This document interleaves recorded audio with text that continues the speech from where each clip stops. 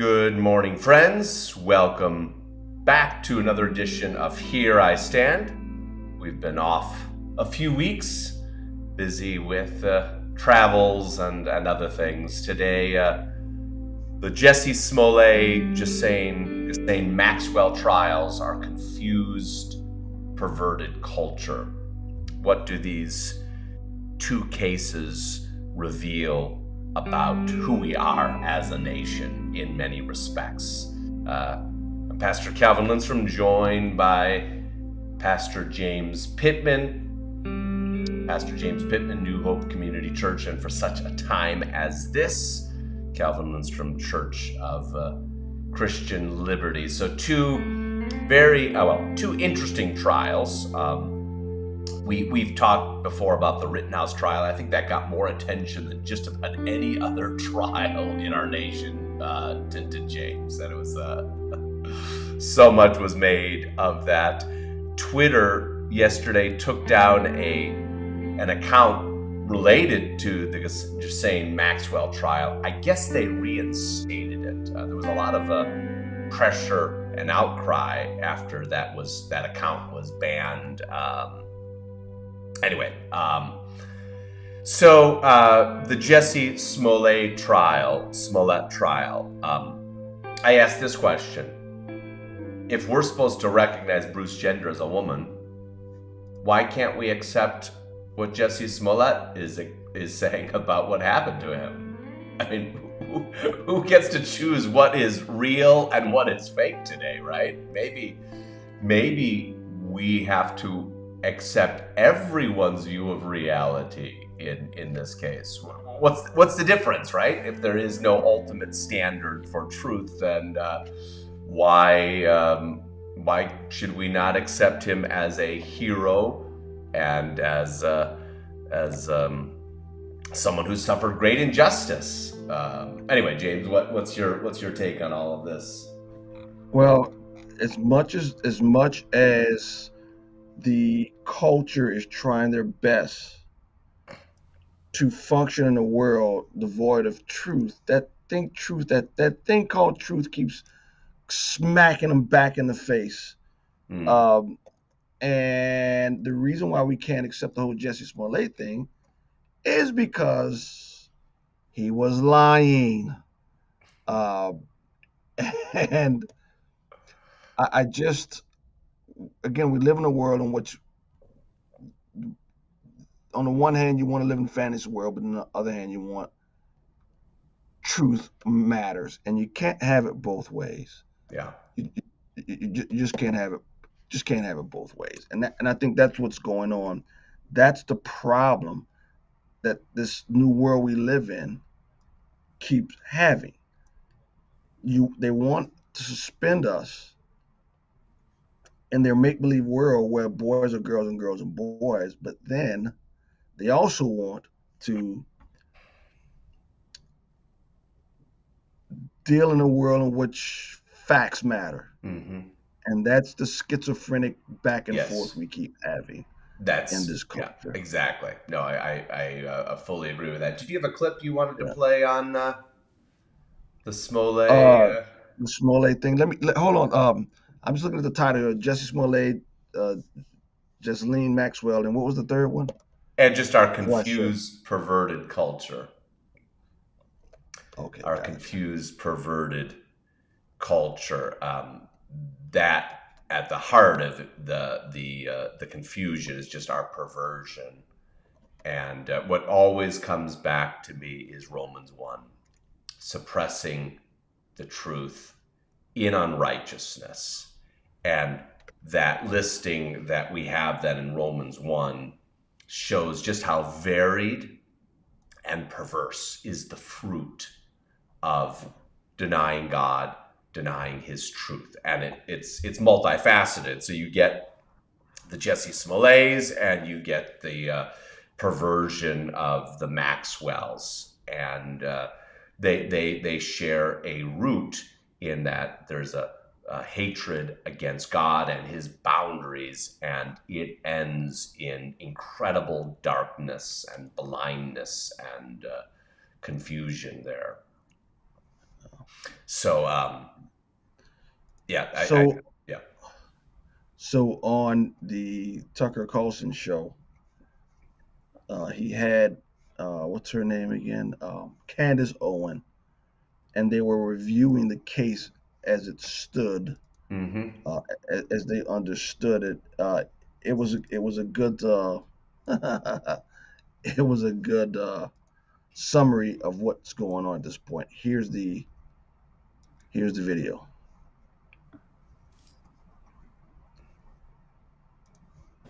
If I had said it was a Muslim or a Mexican or someone black, I feel like the doubters would have supported me a lot much more, a lot more.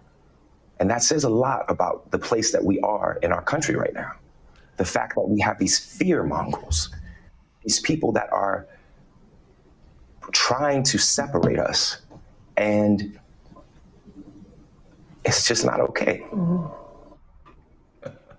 Oh, wow. I mean, honestly, I make that his defense should have actually said pled insanity, and I would have bought it. Like, when you listen to the story and you really follow every element of this, like, Jussie Smollett is not a sane person. And what people are forgetting is that he's asking you to believe, there's this thing called Occam's razor, right? Usually the simplest explanation is the best explanation. He is asking you to believe just an incredible set of circumstances took place here. He wants you to believe, how many black people do you think go through 2 hate crimes in 1 week? That somebody sent him a letter to onset, like the Zodiac killer, right? Cutting out every single letter, and it was from, it was signed MAGA, right? Because this was all about Donald Trump. It was signed MAGA. The police say actually this came from Jussie, right? And then just 5 days later, Jussie Smollett goes to get a Subway sandwich and some eggs at Walgreens at 1 a.m. in the morning on a frigid night. And what do you know? Some MAGA supporters jump out. He doesn't recognize the voice of his lover, right? The person that he has a sexual relationship with, right? He wants you to believe all of these circumstances. His lover's lying on him. He couldn't see at night that these were actually 2 tall Nigerian black men. The police department has it against him. The person that was in the ride-along is lying about what happened. He never said they were wearing a MAGA hat. The police chief is lying on him. I mean, you have to be an absolute fool to believe anything else than what is plainly in front of us. Jussie Smollett lied. It is actually the greatest racial hoax that has taken place, at least in the last 3 decades, right? He should face way deeper charges than he's facing right now, way steeper charges. It's actually, in my opinion, Kim Foxx should be on the stand, for lessening the charges that are against him. So, if you know anything about this case, Jussie Smollett is a very troubled young man. Mm-hmm. It is so terrible. Mm-hmm. It's so terrible. Here you are, a celebrity, an icon, whatever you want to call it, on this Empire show, and you have to stoop to this. For what? To gain more notoriety? He's just not well. He's not a mentally, emotionally well person.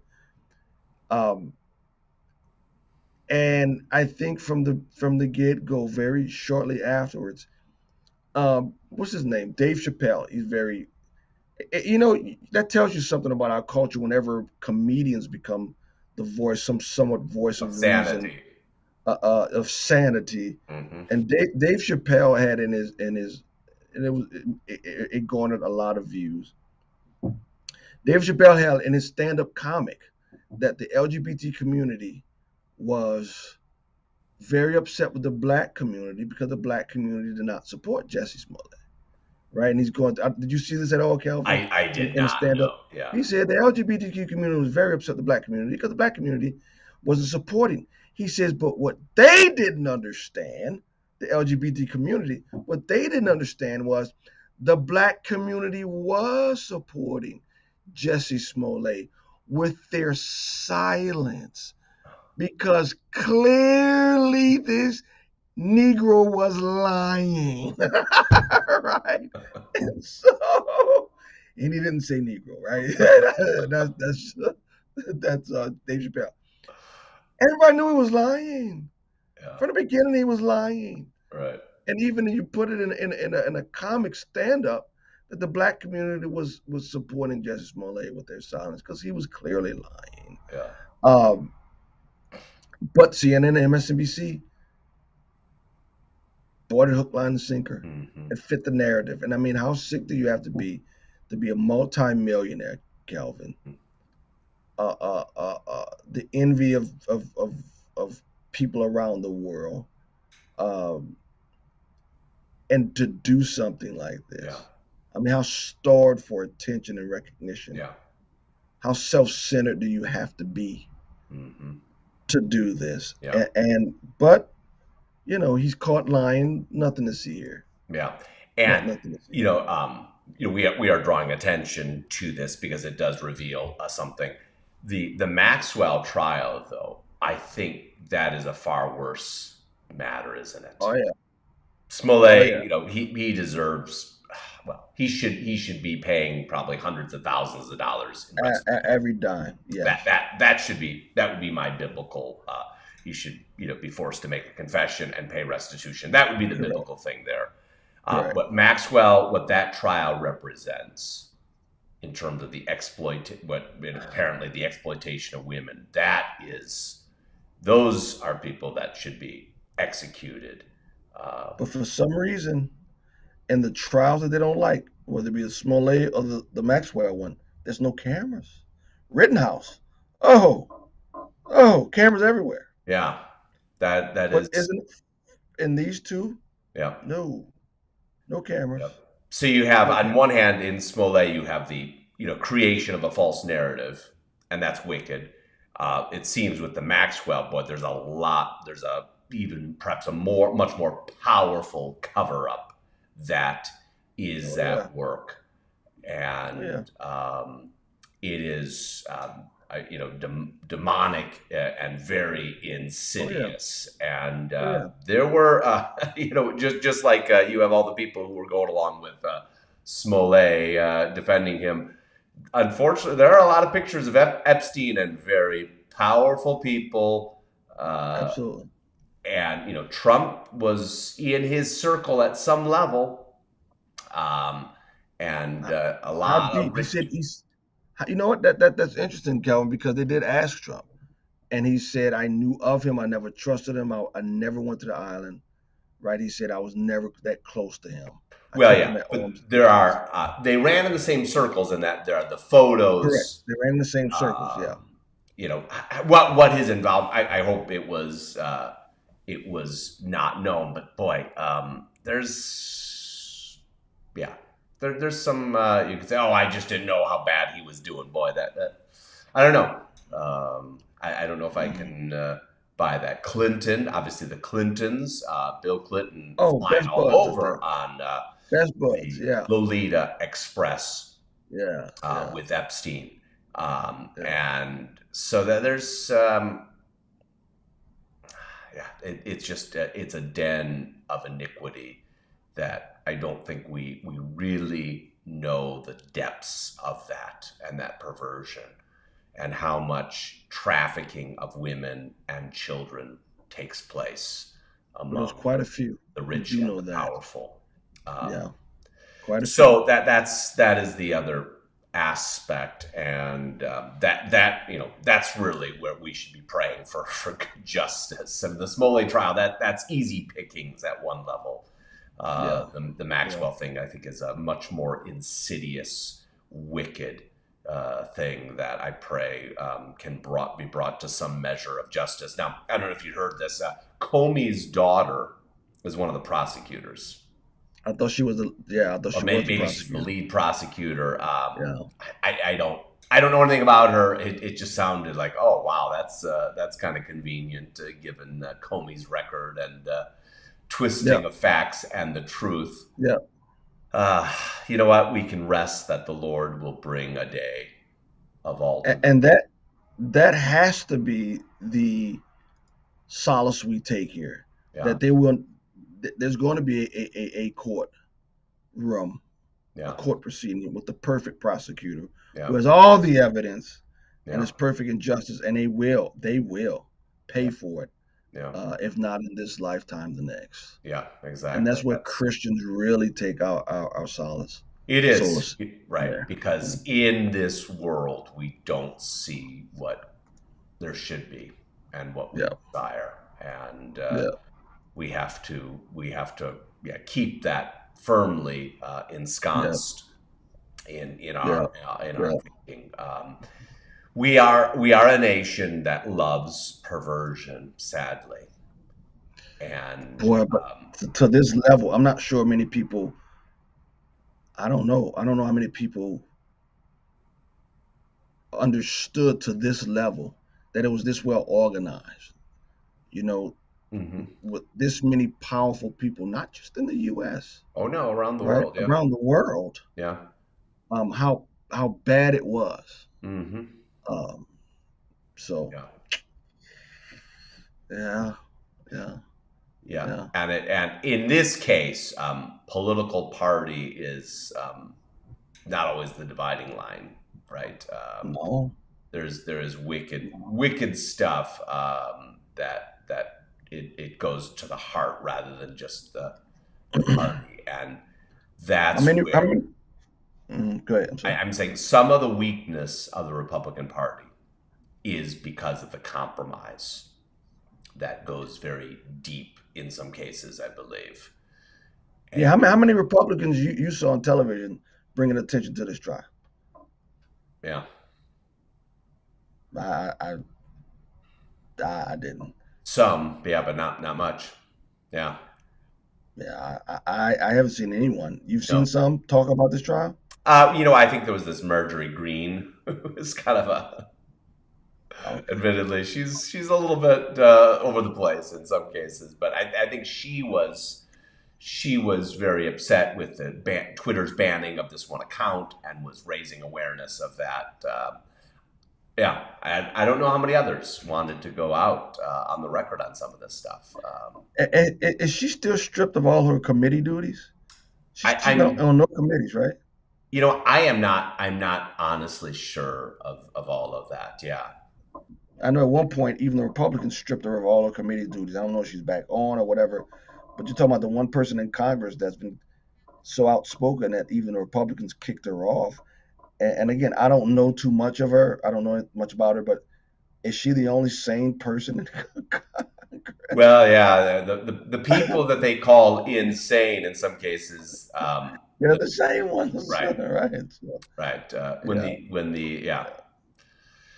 So no, we are in a very these are no simple solutions on these matters, but we yeah, have to be people of truth yeah. and righteousness as we think about these matters. So, Yeah. James, any other words from you as you muse on this?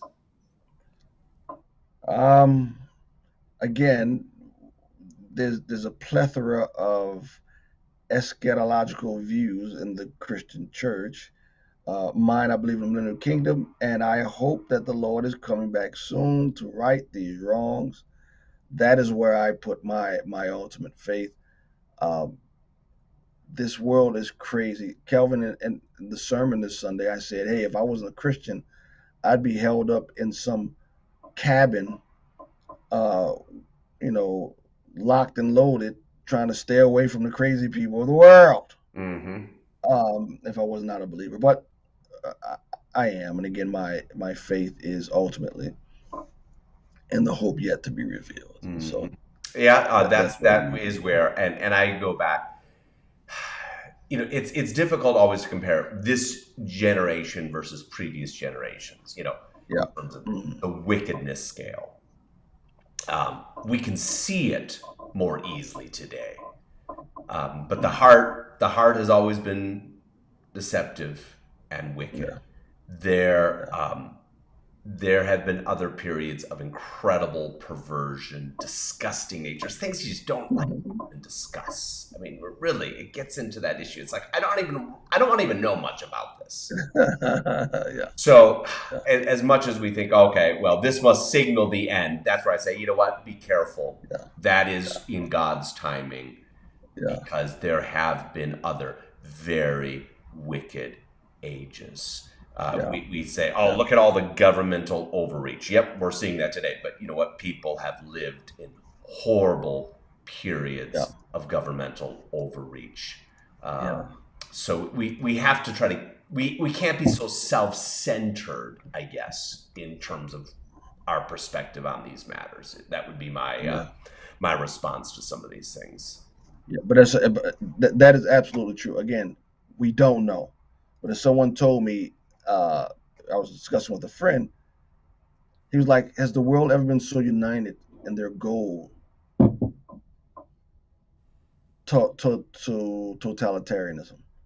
Has the world been have you ever had this much cooperation with world governments pushing for what it seems like a Marxist totalitarian one world government?" Mm-hmm. No, we in history, no, we haven't.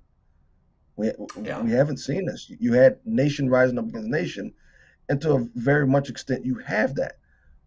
But it was a, I guess, for the lack of a better term, it's always a good versus evil, right? Totalitarianism versus what we would call freedom, Mm-hmm. some level of freedom. Well, I challenge you to find that now. Those lines are blurred big time. Yeah. They're blurred big time. So I don't know. We'll see. Our mission hasn't changed, regardless. The mission of the church has not changed, and it will not change. Amen. Until he comes back. So. Amen. Well, friends, leave us a comment. Let us know if there are issues you want us to address. We should probably circle back using Jen Psaki's word on the Ahmaud Arbery trial. We did comment on that when that first started to develop, if you remember that, James. Vaguely. Yeah. And what was the other thing to circle back on? It seems like these issues, they keep coming back. So anyway, that's one thing that we did comment on, I know, before, and I think our comments were accurate on that matter. So until next week, the Lord bless you. See you, friends. Bye-bye. See you. Bye-bye.